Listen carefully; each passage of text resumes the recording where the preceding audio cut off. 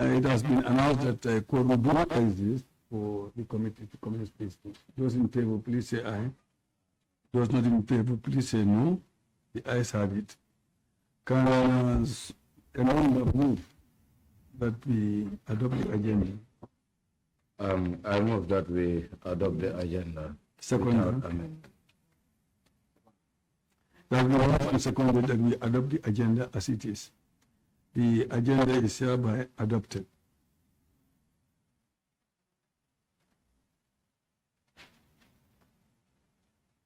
Thank you very much, witness. Thank you very much, consuls, interpreter, secretariat. I believe the witness was here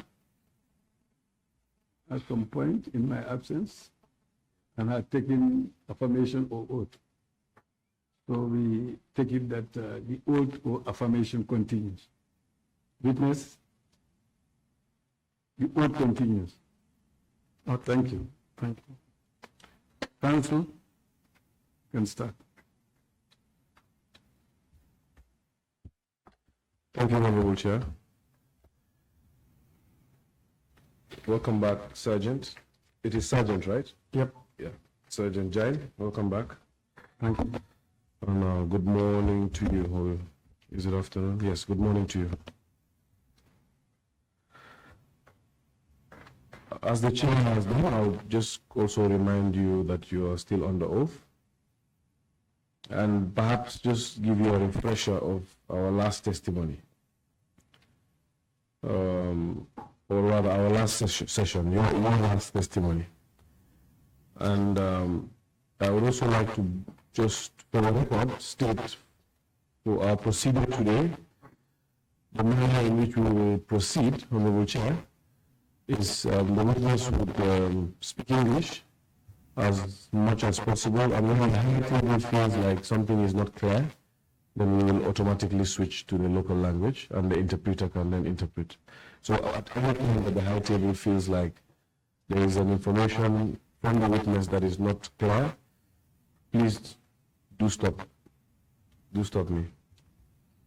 Okay, so we wanted us to reflect on our last testimony, and we are discussing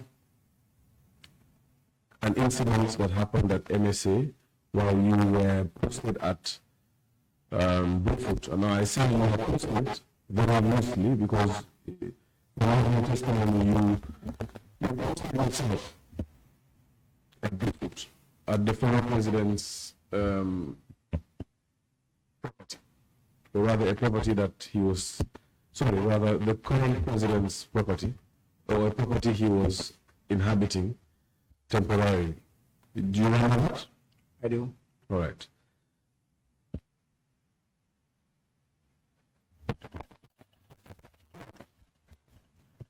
Okay, so aside from that, you also remember that you followed some men to the NSA, again giving yourself responsibility,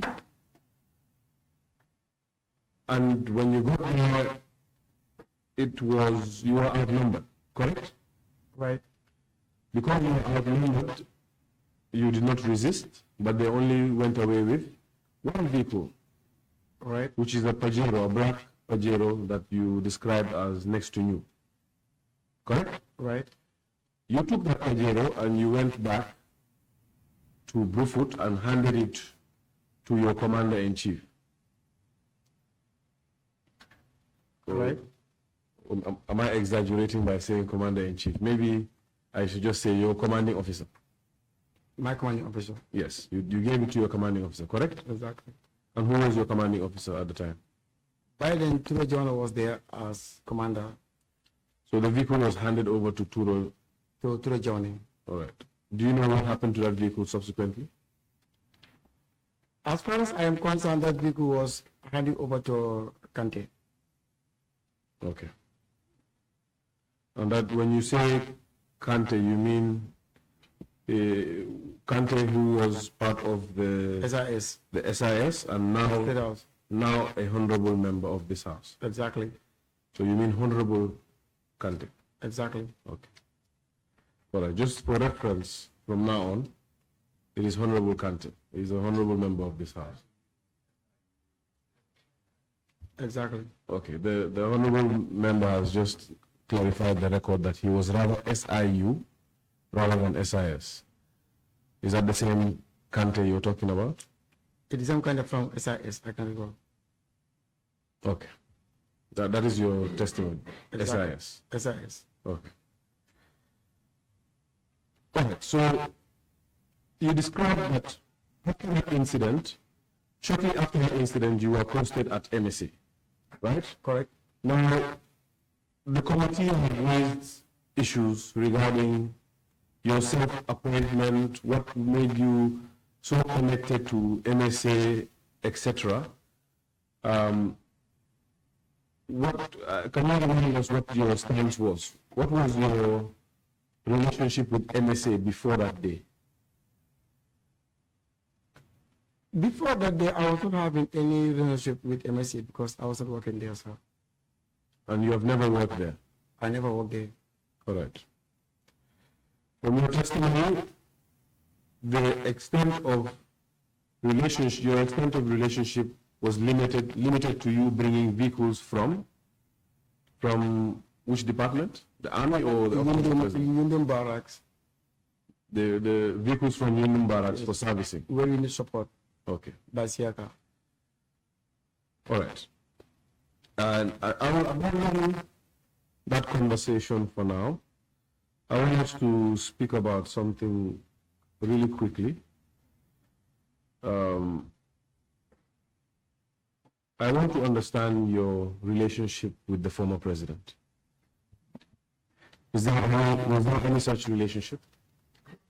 I don't have any relationship with him. Did you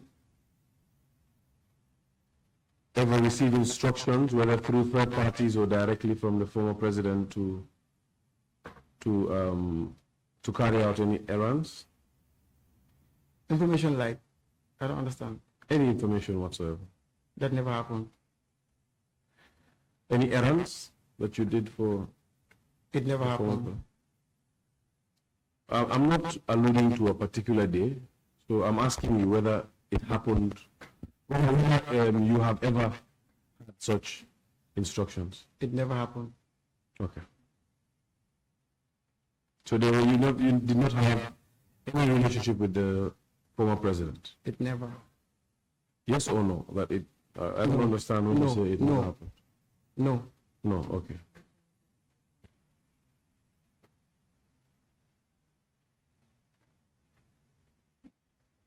Apart from your official visits, did you ever have cause to visit State House or meet the former president personally? It never. No. Were you ever called by the former president or any of his close associates to undertake errands, assignments, or deliver items? No.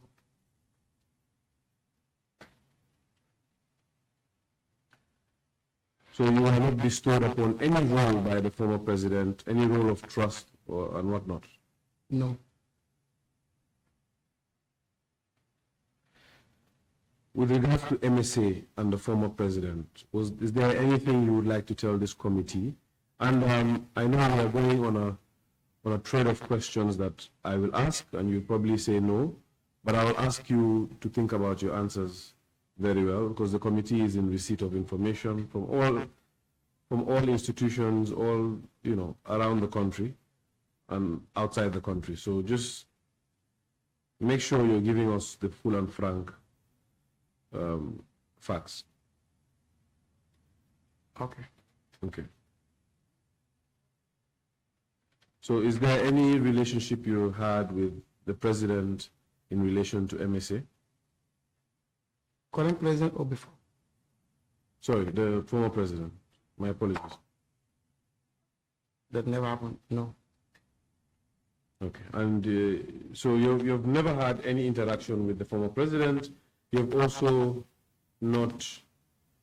you are not doing any errands for him. You were not also tied to MSA before that fateful day. Correct? Correct. would it shock you if I were to tell you that, in fact, our information has come to us from our investigation team that during the former president's tenure, in one of his close associates, or if I may put it this way, one of his close confidants was one Mr. Adam Jagne. And if I were to tell you that you are that person, what would you say? No. No is all you have to say. You're not that person. I'm not that person. What if I was to shock you and tell you that maybe consciously or subconsciously, you used to go and deposit money into Yaya Jammeh's account?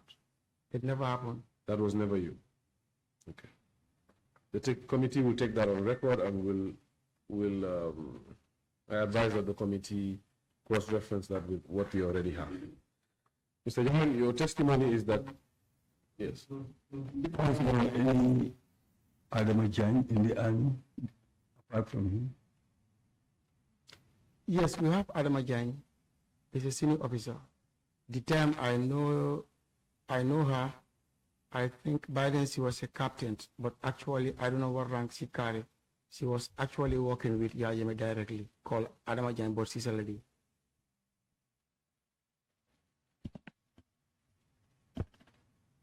Okay. If I advise that the committee will take that information with whatever is submitted to it. Honorable Chair, I would then proceed back. Question. Okay, Mr. Sergeant, if we could go back to the coalition boys and that incident quickly this time. I will not spend too much time on it. But you testified that you confronted persons who call themselves the coalition boys, correct? Correct. What motivated you to take upon yourself, given that you are not in charge of MSA at that time? Mm-hmm.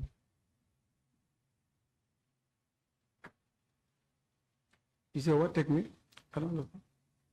What warranted you Okay. to go after them and safeguard MSA? What warranted me to confront them simply because those people are civilian, they are not working under government, and then they are entitled to go and pick any item from MSA and then misuse it. And as far as I know, and I say to myself, I'm a security personnel, that warranted me to went there and then stop them not to do that. All right, so just to be clear, you are not given instructions by anyone or authorized to take action. This was a personal decision. Exactly. Okay. What made you feel responsible, apart from being a soldier, for protecting vehicles at that stage? Did you know something that the committee needs to know? Can you repeat, sir, please? I don't understand. I want to know what gave you that sense of responsibility for vehicles at that time. Mm. Is there one information that the committee needs to know? As far as I know, because I was with them and I saw there's one guy called Sana. He was a soldier, but latter part he was being dismissed. Also, he was part of them. Before I act, he was going open against people taking their vehicles, and he's no more in the system. That warranted me even to, intervene. Because if not, that guy he is not a serving member, and I'm seeing him doing those kind of dubious acts. What are you talking about? I said one guy called Sana. Sana? I forgot his second name, but he was part of the coalition security. He was a soldier before, but he was served before. Okay. Latter part they bring him back to the army, but latter part he's been sacked. But I think last year or April last, due to circumstances. Okay. Mm. Do you remember what my question was? I think you said what warrant me to go to MSA Yes. and then try to deny those people of what they are doing. Is it? Yes. That's why I said, simply because I saw Sana, this guy was going all over, place like a Basen's compound and pick their vehicles. And he was not mandated, he was not in effective service. And I see him doing that. And myself and my colleague soldiers, they are there. If you don't, I use my own initiative. So you just mentioned somebody's compound. Whose compound did you mention? General Basen. General? Basen. Okay. So, and I saw him going around doing that, and he's with us. At the end of the day, the blame will come back to us being a serviceman. That's what I mean, to take step and then say no to that. So we have mentioned that General Basen's place, compound? No, we are not staying there. So how did you know that he went to these different places too? He took vehicle from him, which is But how did you come to know that? when I saw the vehicle with him, the people that he used and go with him, and I asked those people, I saw someone driving car. Why he took that car? They said to me from General Basen.